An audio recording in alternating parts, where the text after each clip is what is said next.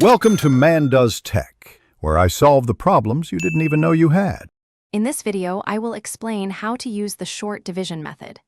This technique is a quick and efficient way to divide numbers, especially when your divisor is a single digit. It's also widely known as the bus stop method due to the way you set up the problem. We will break down each step to ensure you can confidently perform short division for various calculations. First, let's set up our division problem correctly. You will draw a symbol that resembles a bus stop. The number you are dividing, called the dividend, goes inside this symbol. For example, if you are dividing 128 by 4, 128 goes inside. The number you are dividing by, the divisor, goes outside to the left, like the 4 in our example. This visual setup is crucial for the next steps.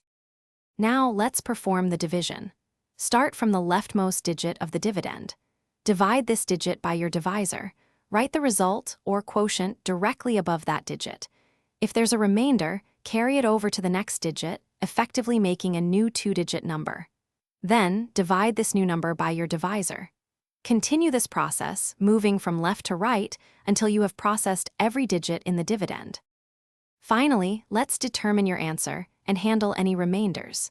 Once you have divided through all the digits, the sequence of numbers you wrote above the bus stop symbol is your final quotient. If there's a number left over at the very end that couldn't be divided evenly, that's your remainder. You can write it with an R before the number, or express it as a fraction over the divisor, or even convert it to a decimal for precision.